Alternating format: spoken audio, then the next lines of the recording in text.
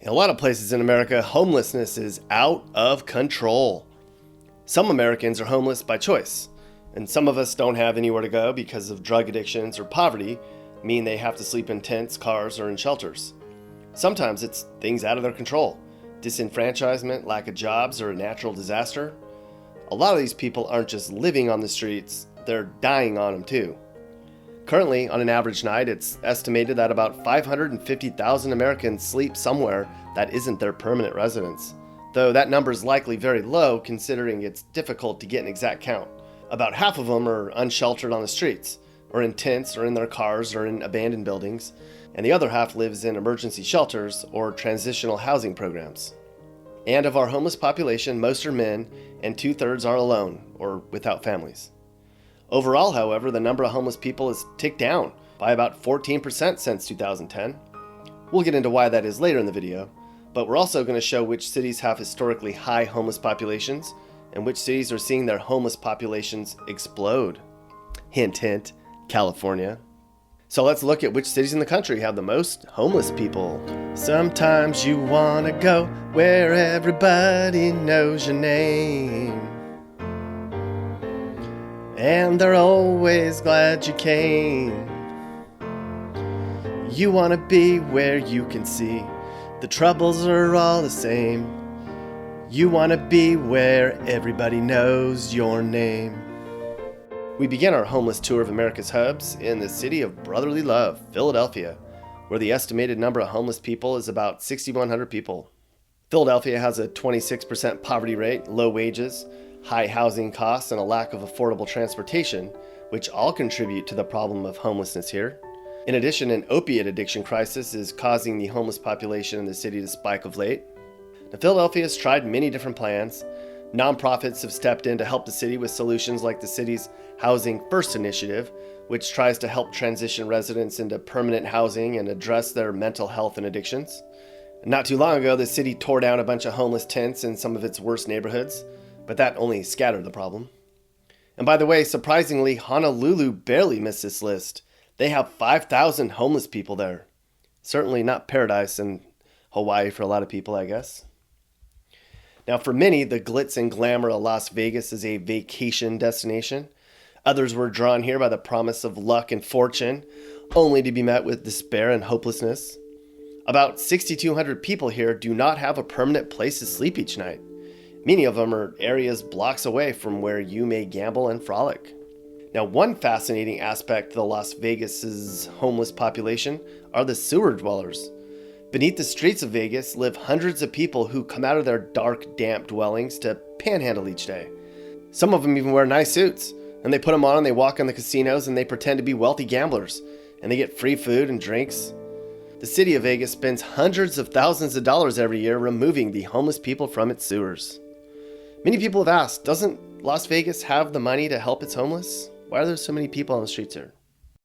We have a few more stops on the East Coast, the first of which is Boston, which has an estimated homeless population of about 6,300 people. In Boston, about half of the homeless population are families, unlike on the West Coast, which is mostly single men. In Massachusetts overall, the number of homeless families has more than doubled in the past 9 years. Now, relatively few people in Boston are sleeping outside because Massachusetts is one of a few places in the US where folks have a legal right to shelter. That means if you're a Massachusetts resident and you have kids, you cannot be left out in the cold. The state of New York and Washington, D.C. also have right to shelter laws. Of course, this all takes a lot of money. When the shelters are full, the city puts its homeless in motels. There's currently about 1,000 families living in Massachusetts-sponsored hotel rooms. Our first, but certainly not last stop in California, brings us to San Jose, where there's about 6,500 homeless people on any given night. Now, California as a whole has a huge problem dealing with homelessness. Nearly half of all unsheltered people in the country are in this one state alone. Of course, San Jose is in the wealthy Silicon Valley, which is one reason for its huge homeless population. A lot of people here say they work full-time jobs, but still can't afford to rent a place here. And there's not a lot of shelter space, which means a lot of people here live in their streets or in their cars. San Jose also has more homeless veterans than anywhere else in the country. San Jose has just opened up its first homeless tiny community. The city, along with volunteers, built cheap little tiny houses that homeless here can live in for up to 2 months before they have to transition to permanent housing. They're 3D building hemp houses in Australia. That's cool. Maybe we could 3D print homes for homeless people, right? What about pineapples? SpongeBob was able to make that happen. Or mushrooms? There has to be an organic alternative to affordable housing somewhere. Now, before we get too far, let's talk big picture here. Now, one big reason for homelessness in places like San Jose are the rapidly increasing home prices. And a big reason for that is heavy regulation of housing markets. Now, President Trump has made an executive order to eliminate regulatory barriers to affordable housing. The regulations include overly restrictive zoning, growth management controls, rent controls, cumbersome building codes, and overly burdensome environmental regulations. So basically, President Trump's goal is to remove restrictions, thereby making it easier for low-income housing to be built. The theory is that these building regulations are reducing the housing supply. The White House estimates that deregulation would result in a homeless drop of between 54% in places like San Francisco to 19% in places like Baltimore. The White House published a big giant report on the whole thing, and it's filled with complicated charts and graphs. And President Trump's also working to keep illegal drugs out of the country and trying to regulate the prescription drug market, hoping less available narcotics will also help the problem. Speaking of our nation's capital, it has a growing number of homeless people at an estimated 8,300 people. The number of homeless in Washington, D.C. has grown by 30% over the last 10 years. The high cost of living in the nation's capital is to blame, as is the most aggressive gentrification program in the country. A lot of low-wage workers, especially single moms with kids, just can't find stable, affordable housing here anymore.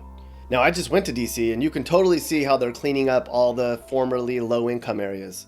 And that's just moving the poorer people onto the streets or into nearby cities like Baltimore. Sorry, Baltimore. Now, you don't hear too much about San Diego's woes very often, but this picturesque city is challenged with a homeless population that's estimated at 8,700 people. Like many cities on this list, most of it's because of a lack of affordable housing.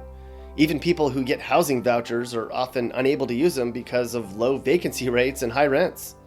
Plus, redevelopment downtowns cause cheap single-room occupancy units to vanish, pushing people onto the street.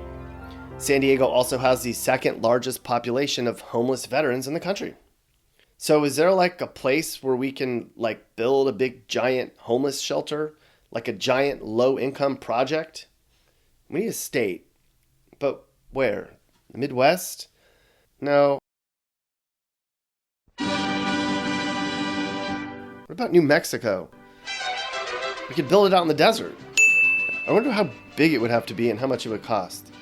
Okay, so there's 500,000 homeless people. What's the average cost to build a single unit? $64,000. Okay, they don't need a really nice place. So let's say 50,000 per unit. So that's 50,000 times 500,000, 2.5 E10. What's that? Let's try this. 500,000 homeless people times 50,000 per apartment. 25 billion? That's like 500 million per state to build a big giant apartment complex in New Mexico. Somebody start a GoFundMe. Now we're getting some big numbers now. Our next stop is Seattle, or as some call it, Freeattle, as in free food, free medical, free healthcare, free tents, free clothes. Now, rising rents and cuts to government programs are part of the reason Seattle has 9,000 homeless people. Now, Seattle is straight up struggling to try to figure out what to do with all the homeless people that are living on the streets and in encampments everywhere. They're trying to build teeny houses, but only a few dozen have actually been built. And the city's mayor, Ed Murray, said he wants to raise property taxes that are going to provide millions of dollars to help combat homelessness here. But people in Seattle are pissed about the way the city is handling the problem. Members of the police department say the city's made their job difficult, basically telling them not to enforce drug use, littering, and property crimes, almost catering to the homeless here. And a lot of cops are quitting because, in effect, they are law enforcement officers not allowed to enforce the law. That means even less cops on the streets, making the problem worse. It's like 10,000 homeless people are keeping this city of 700,000 hostage. There's a Facebook page called Seattle Looks Like Shit because, well, Seattle looks like shit. To them anyway. Needles in the park, poop in the cemetery, trash on the side of the highways. Some say Seattle's dying.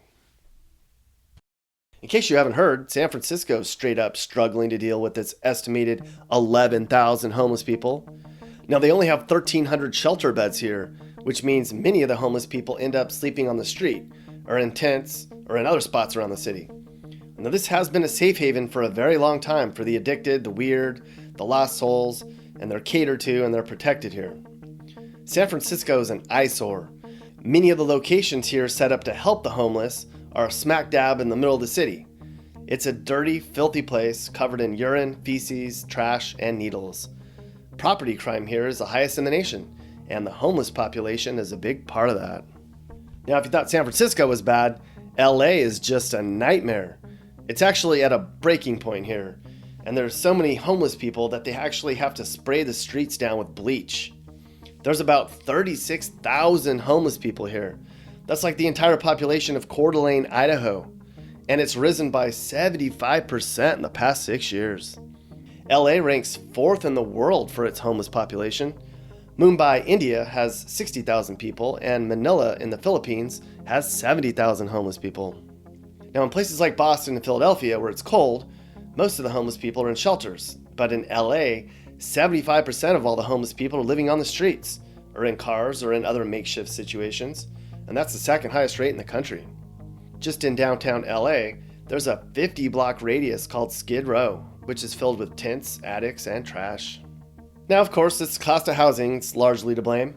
LA's mayor, Eric Garcetti, is building temporary housing units, almost giant circus tents. They call them bridge homes. LA is also trying to build as much permanent housing specifically for the homeless as they can.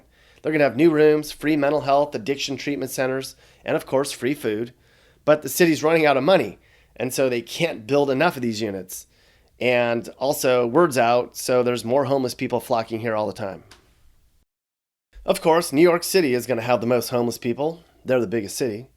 New York City alone has over 1/5 of all sheltered homeless people in the U.S.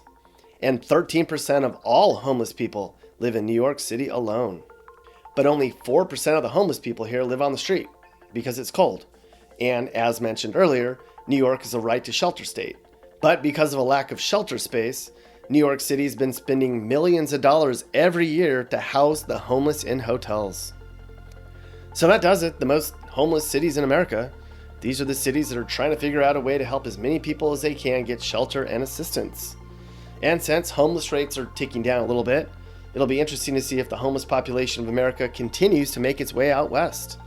It's a very complicated problem we have here in pockets of our country, and with that comes a very complicated solution. But I still like my giant housing project in New Mexico idea. Email me if you want to help me start a fundraiser for it. Now, we talked a lot about the problems of homelessness. There's a lot you and I can both do to help. You can donate your time by looking up places like feedingamerica.org or help people in transition at places like womensshelters.org, or just a sandwich, a bottle of water, or a friendly smile. Because while their lifestyle isn't necessarily something we might agree with, their situation is really desperate and pretty sad. There's some links in the description. Hey guys, if you learned something new or you just like this video, make sure to like it. And if you really like this video, make sure you hit that subscribe button so you get all of our videos about what it's like to live in different places in America. Peace.